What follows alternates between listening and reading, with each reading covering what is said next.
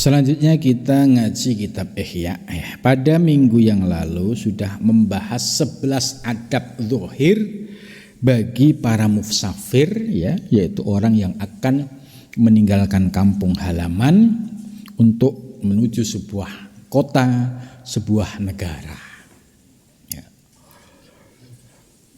Zaman dulu, ya, kalau kita melihat sejarah para ulama-ulama terdahulu, ya,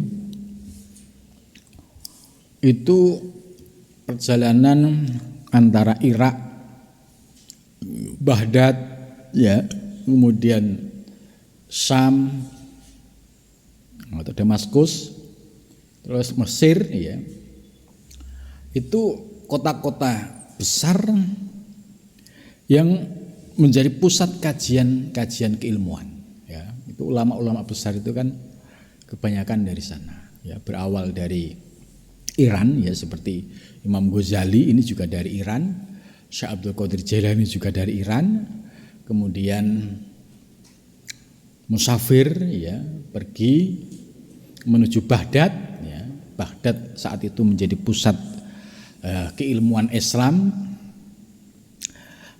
kemudian sampai, ya, Syekh Abdul Qadir Al Jailani, ya, menjadi mursyid atau wali agung, ya, pada zaman itu. Kemudian Imam Ghazali juga menjadi seorang akademisi yang luar biasa, ya, dalam membahas soal keilmuan mulai dari ilmu kalam, fikih, ya, sampai tasawuf itu.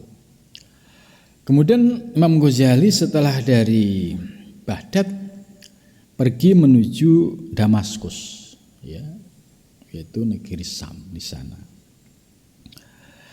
Di sanalah Imam Ghazali, ya, melakukan sebuah kontemplasi, ya, istilahnya kholwat atau suluk, sehingga mendapatkan pencerahan rohani. Maka ketika nulis Ihya ini, ya, Imam Ghazali itu, ya, menulis apa yang sudah dirasakan. Gitu. Tidak kalah hebatnya, ya, muncul juga ulama Syekh Muhyiddin Ibn Arabi. Ini lebih dahsyat lagi, beliau dari Murcia, ya, wilayah Spanyol. Murcia itu tetanggaan dengan Barcelona, ya, Barcelona, Murcia, kemudian Granada, kemudian Cordoba, Sevilla, itu wilayah-wilayah Andalusia zaman dulu, ya. Syekh Muhyiddin Ibn Arabi berkelana, musafir dari Murcia ke Cordoba, ya, kemudian melewati Maroko, kemudian Tunis sampai ke Mesir, sampai ke Turki, sampai akhirnya ke Haromen, Mekah, Madinah. Dan karya-karya monumental seperti Al-Futuhat Al-Makkiyah ditulis oleh Syekh Muhyiddin Ibn Arabi, ya, saat berada di Haromen, yaitu di Masjidil Haram. Artinya bahwa perjalanan akademis ulama-ulama terdahulu itu luar biasa. Bisa dibayangkan zaman itu belum ada pesawat, ya, hanya mengandalkan transportasi tradisional, onta atau himar. Ya.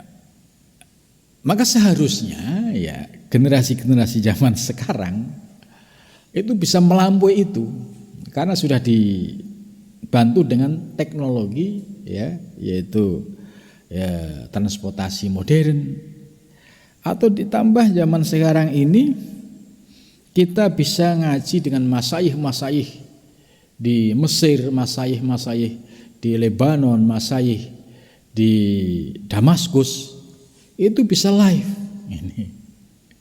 Jadi zaman sekarang ini sudah terbuka, mau belajar apa, ngaji apa, itu sumber-sumber ilmu itu, ya, sudah ada semua.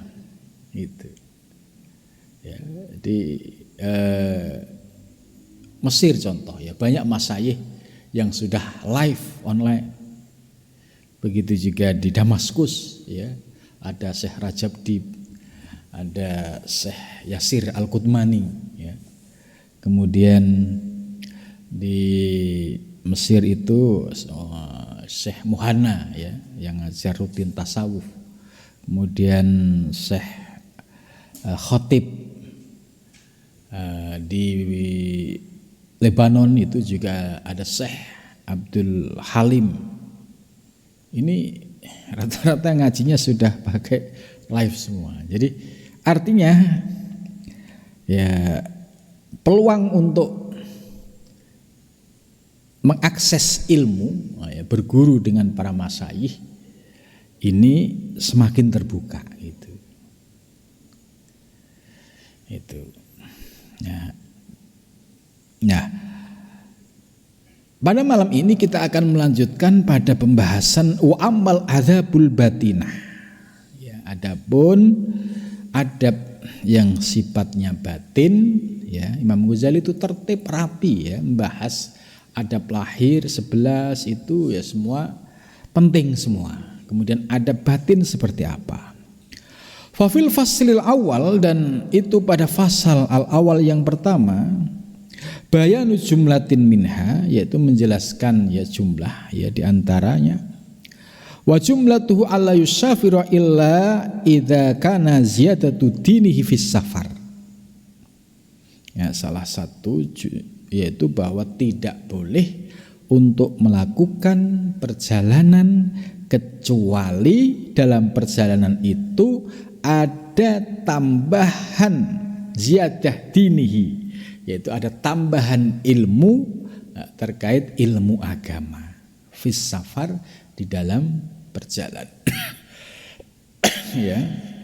ya termasuk luar biasa Abdurrahman dan Amin dari Tunisia harus datang ke Indonesia gitu. Jadi tidak pernah terbayangkan ya perkembangan zaman ini. Wa mahma wujida, dan ketika ditemukan apa kolbu hatinya mutaghayyirun, berubah, ila nuksonin, ya nukson itu kepada kekurangan atau hal-hal yang negatif lah. Fayakifu, maka berhenti.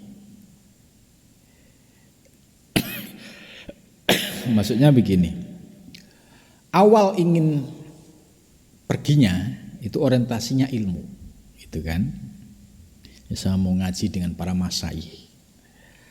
Terus tiba-tiba ya ada pengaruh yang masuk, kemudian goyah gitu. Saya kerja aja dah gitu. Nah, dari niat mencari ilmu kemudian berubah menjadi kerja, ini kan nukson. Wong niatnya udah utama istimewa mencari ilmu, tiba-tiba kok mencari yang elementer gitu. Fayakifu, maka lebih baik tawakuf dulu, diam sejenak. Wal yansorif, ya, dan hendaklah dijalankan. Wala yang bangi, dan tidak pantas ayu zawiza, untuk melampaui apa hammuhu, semangatnya, manzilahu, yaitu pada tempat tinggalnya. Bal yang zilu, bahkan ya dia harus turun, haitsu yang zilu, sekiranya turun apa kolbu hatinya, wayanwi, dan niat ya siapa man fi dukhuli kulli baldatin, pada masuk setiap negara, ayyaro, yaitu hendak melihat suyuhuha, masayikhnya. Suyuh itu jamaknya syekh ya, para masayikhnya negara itu.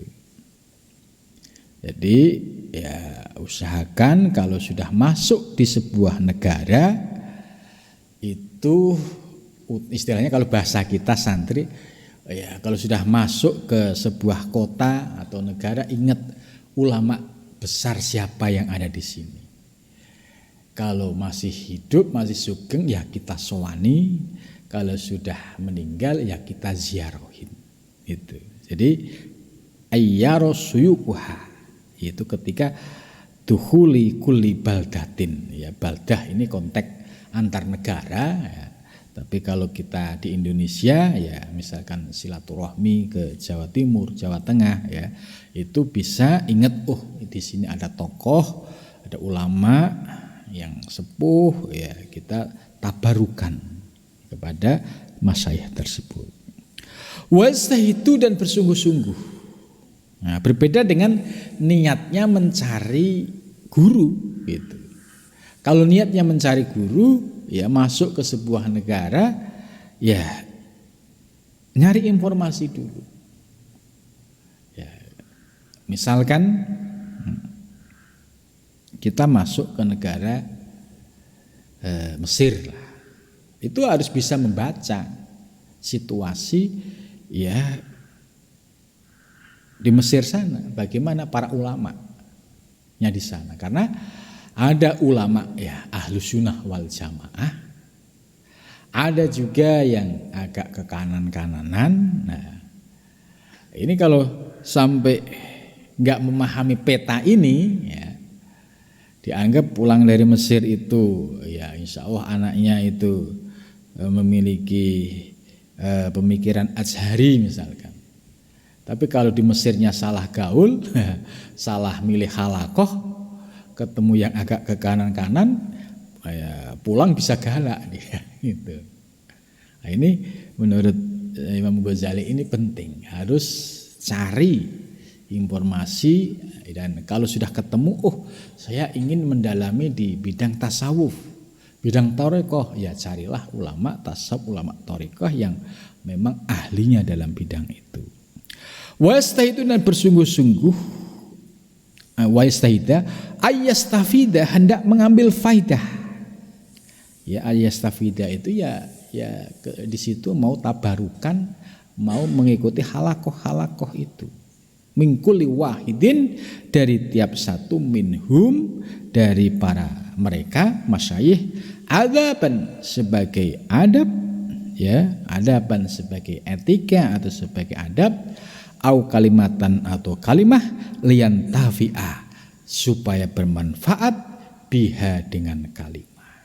Jadi mengambil istifadah dengan para masyayikh, bisa dengan sowan, kemudian minta nasihatnya ya, kalimah bi kalimah apa ini, poin-poin nasihat beliau ini dicatat dan dijadikan sebagai pegangan.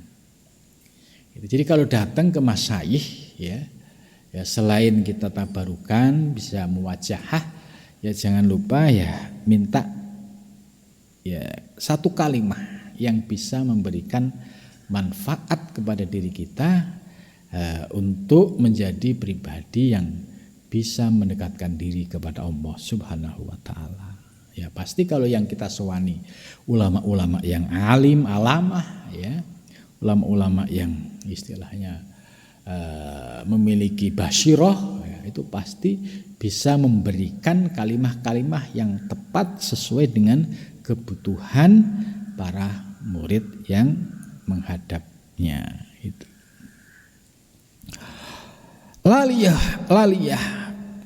Laliyuh kadzalika wa yadharu annahu laqiyal masahih. Tidak ya untuk diceritakan yang demikian itu, wa yadharu dan nyata annahu sesungguhnya dia laqiya bertemu al masayih, yaitu bertemu dengan para masayih itu.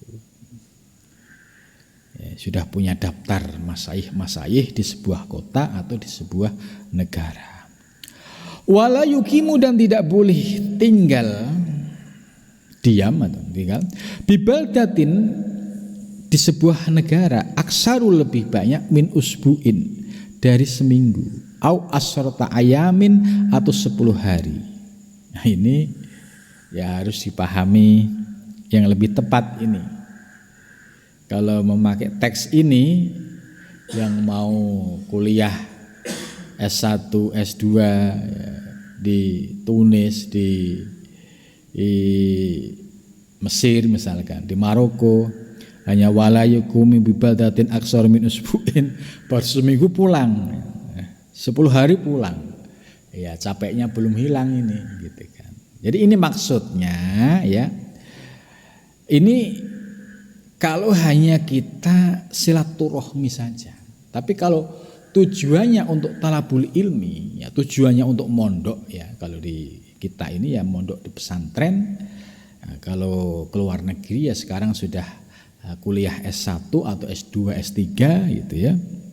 Itu ya sesuai dengan waktunya. Ya bisa ya 2 tahun, bisa 4 tahun gitu. Ya, jadi jangan sampai nanti berpegang pada ini, menurut Imam Ghazali nggak boleh lebih dari seminggu ya. Kaki masih pegel ya, sudah pulang lagi gitu. Ila ya'murhu syekh, kecuali hendak menyuruhnya siapa syekh al maksud dengan yang dimaksud bidzalika. Ya kecuali kalau memang ada perintah khusus dari syekh, nah, itu tentu syekh ini lebih paham. Wala yujalisu, dan tidak boleh duduk ya fi muddatil iqamah, ya pada waktu iqamah ya tinggal, ilal fuqara, ya kecuali ya sebagai seorang fuqara as-shodiqin, tapi fuqara yang sodik, yang jujur gitu ya. Maksudnya begini, ketika kita sudah masuk di suatu negara ya, iqomah itu sudah menetap ya, itu posisikan dirimu sebagai orang yang fuqara, yang fakir. Maksudnya supaya kita bisa memiliki adab dan etika. As-shodiqin ini fuqara tapi memiliki prinsip, bukan fuqara kemudian dia ta'aluk kepada manusia, akhirnya banyak tomaknya. Nah, ini nggak boleh. Kalau fuqara yang shodiqin ya dia hanya memposisikan dirinya sebagai seorang yang fakir, seorang yang hina, tapi secara prinsip dia kokoh ya, tidak ta'aluk kepada manusia dan juga tidak tomak kepada manusia. Jadi ya istilahnya punya sangu lah gitu, punya bekal. Wa ingkana, dan jika ada apa qasduhu, tujuannya ziyaratu akhin, kalau tujuannya mengunjungi saudara, fala yazidu, maka tidak boleh ala salasati ayamin, tidak boleh lebih dari 3 hari. Ini kalau tujuannya ziyaratu akhin ya, nengok saudara. Fahuwa, maka bermula ya 3 hari, haddu diyafah, itu batasan bertamu gitu. Jadi kalau kita bertamu walaupun ya ke saudara sendiri ya harus punya aturan ya. Ya di sini dijelaskan ya 3 hari. Nah, itu hakud diyafah, itu haddu diyafah itu di situ. Sebab kalau lebih dari 3 hari itu pasti akan menimbulkan masalah-masalah baru. Ya. Kalau orang menghormati tamu 3 hari itu masih ya enteng lah. Tapi kalau sudah 4, 5, 6, 7, apalagi tamunya ini unik gitu kan, aduh, itu tambah masalah lagi ya. Illa idza syukku al ahihi mufaraqatu, kecuali apabila berat al ahihi atas saudaranya mufaraqatuhu, yaitu untuk berpisahnya. Ini maksudnya kalau memang dalam kondisi tertentu ya gitu. Jadi saudaranya itu ada kesulitan kalau dia harus pergi atau pisah itu. Tapi setelah 3 hari ya dia ya posisinya ya harus tidak minta dilayani lagi gitu. Ya dia harus normal, harus ya beraktivitas secara normal. Kemudian wa idza qasada, dan apabila pergi kemudian bertujuan siapa man ziyarata syaikhin, mengunjungi syekh ya, ini adabnya, fala yuqimu indahu aksara min yaumin wa lailatin, maka tidak boleh tinggal di sisinya lebih banyak dari sehari dan semalam, sehari semalam. Jadi kalau kita tujuannya ziarah kepada syekh ya untuk tabarukan ya, itu ya tidak lebih dari sehari semalam. Tapi kalau memang tujuannya kita untuk mencari ilmu, mondok ya, itu kan kalau mondok berarti kan ngikuti aturan ya sak khatami, sak tuntase gitu. Kalau ini hanya tentatif, hanya sekedar ziarah syekh untuk tabarukan ya, istifadah, yaitu waktunya paling banyak ya sehari semalam. Ya karena seorang masyaikh itu ya memiliki ya tamu yang banyak, murid yang banyak, sehingga tidak boleh berlama-lama. Wala yasghulu, dan tidak boleh sibuk nafsahu pada dirinya bil asyrah dengan 10. Fa inna dzalika yaqta'u barakatus safarihi. Ya. Maka yang demikian itu dapat memutus barokah perjalanannya. Ya, jadi tidak harus ya dengan 10 hari tadi. Wa kullama dakhala baladan, wa kullama dakhala, dan ketika masuk baladan di sebuah negara, la yastagilu, tidak boleh sibuk bisyai'in dengan sesuatu, siwa ziyarati syekh, selain ziarah syekh, bi ziyarati manzili, dengan ziarah tempat tinggalnya. Itu ya, itu biasanya kalau kita datang ke negara-negara, misalkan kalau orang umroh haji itu para santri itu biasanya sowan silaturahmi di Rusaifah ya, di dalamnya putranya Syekh Maliki ya, Syekh Ahmad itu biasanya malam-malam tertentu itu banyak jamaah haji atau jamaah umroh yang sowan ke sana. Ini kalau kita ya ngiras-ngirus umroh atau haji sekaligus ziarah, yaitu bi ziyarati manzilihi, ya usahakan ziarah di dalamnya. Ya, jangan di tempat lain.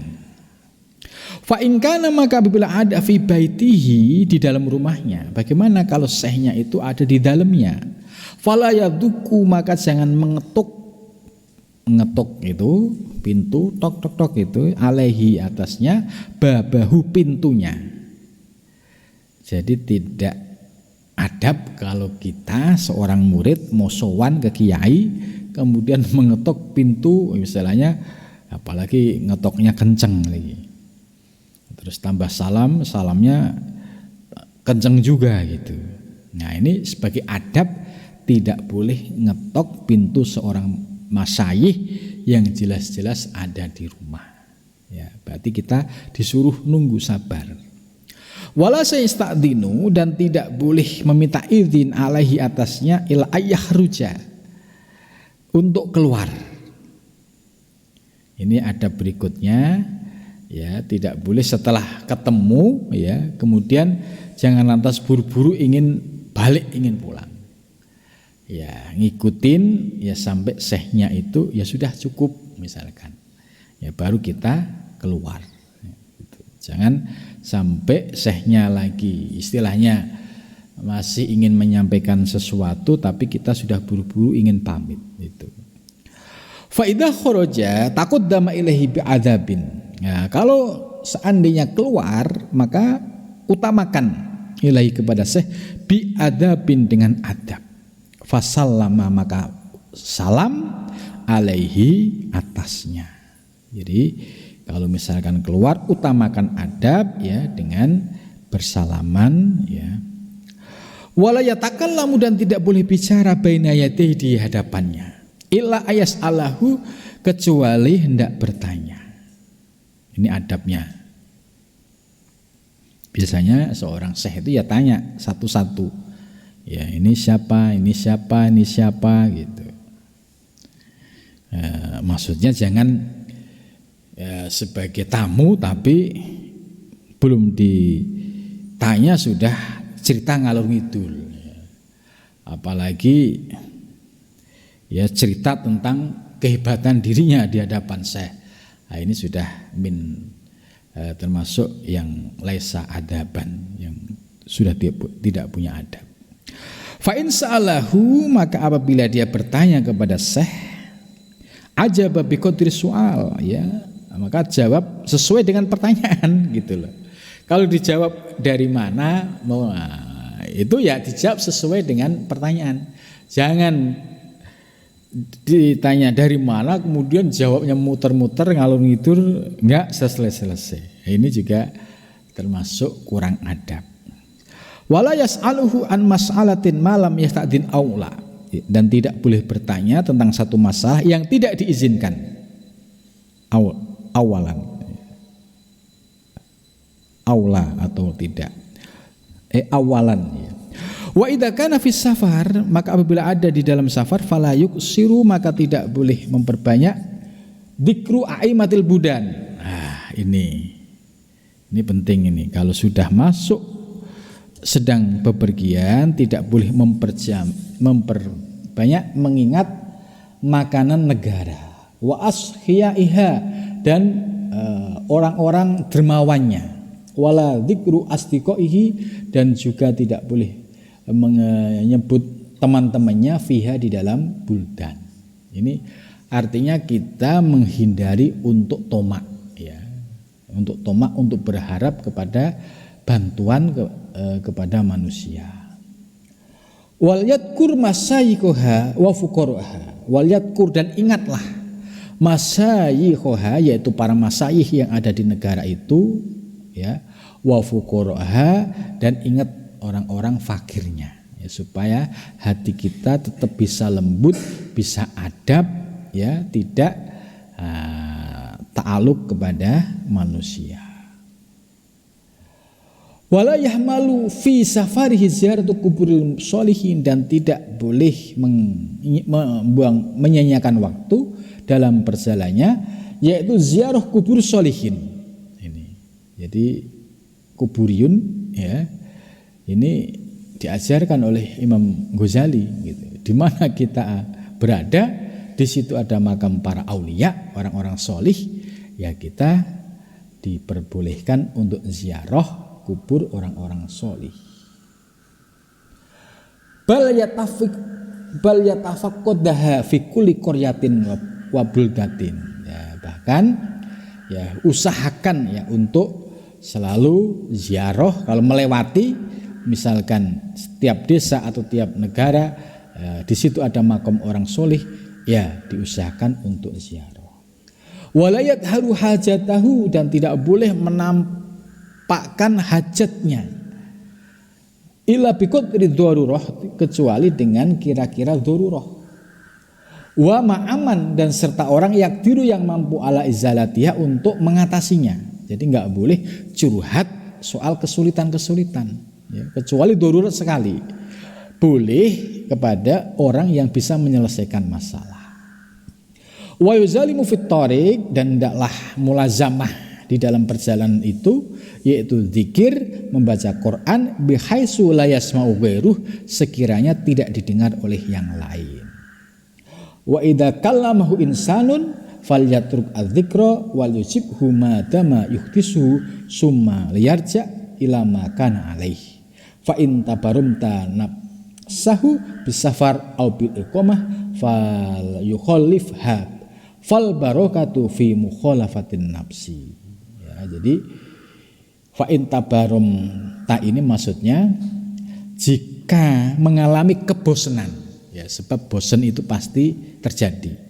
Perjalanan seminggu mungkin belum, 2 minggu, 3 minggu, wah itu sudah mulai pikiran ingat kampung gitu. Nah, ketika terjadi kegalauan atau kebosanan di dalam safar, aubil iqamah ya, dia sudah di menempat, maka lebih baik ya fal yukhalifu, harus dilawan. Penyebab kebosanan itu harus dilawan. Jangan diikutin ya. Kalau bosan tiba-tiba pengen balik ya kalau jaraknya hanya tetangga desa nggak masalah, tapi ini antar negara ya bisa repot. Nah, strateginya oleh Imam Ghazali, kalau muncul kebosanan ya itu bisa dilawan dengan aktivitas-aktivitas yang positif. Jangan diikutin rasa bosan, rasa galau itu. Fal barokatu, maka bermula barokah. Ya, barokah itu fi mukhalafatin nafsi, yaitu di dalam melawan nafsu. Nafsu bosan ya dilawan. Diingatkan lagi, kamu kesini tujuannya mencari ilmu. Ilmu belum dapat sudah bosan pengen pulang. Nah, ini maksudnya seperti itu. Ya. Wa idza tayassarta lau khidmat qaumi sholihin. Ya, jika andai misalkan ada kemudahan bagimu untuk khidmah ya kaum sholihin ya kepada orang-orang sholihin, fala yang bagi lo ayusafiro tabaruman bil khidmah. Maka jangan sampai ya tidak pantas untuk pergi karena kebosanan bil khidmah. Maksudnya gini, ketika kita sudah diizinkan oleh seorang syekh untuk khidmah di dalamnya, kemudian tiba-tiba muncul kebosanan. Wah, kok begini. Nah, ini jangan diikutin, harus dilawan.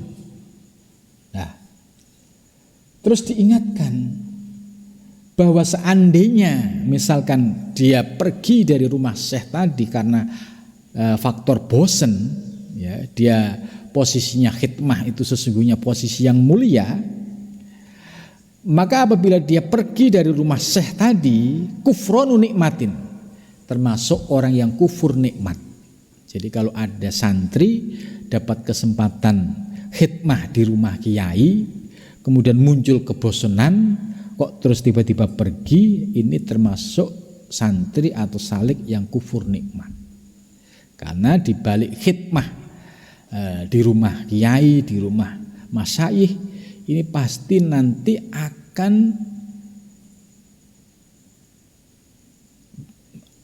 muncul barokah yang kembali kepada seorang murid. Jadi barokahnya seorang murid ya itu akan kelihatan setelah dia pulang kampung, dia pulang dari pesantren, atau dia selesai sekolah, itu barokahnya akan muncul. Tapi pada saat khidmah ya laksanakan sebaik-baik mungkin sebagai seorang santri yang sedang khidmah dengan gurunya. Imam Ghazali mengingatkan jangan sampai ketika muncul kebosanan terus tiba-tiba pergi dari rumah syekhnya ya untuk bekerja misalkan, bosan di rumah kiai gitu-gitu doang gitu. Ini harus dilawan. Karena sampai pergi hanya bosan, ini sama dengan kufur nikmah. Karena di balik khidmah seorang santri kemudian mendapatkan ridho dari syekh, ini akan berbuah kepada barokahnya ilmu, barokahnya hidup seorang santri. Ya, sudah cukup sampai di sini. Ya itulah adab-adab batin yang harus dimiliki oleh seorang santri ketika dia sedang bepergian untuk mencari ilmu. Mudah-mudahan pengajian malam ini bawa manfaat dan barokah. Amin ya rabbal alamin. Wa nafiq ila Assalamualaikum warahmatullahi wabarakatuh.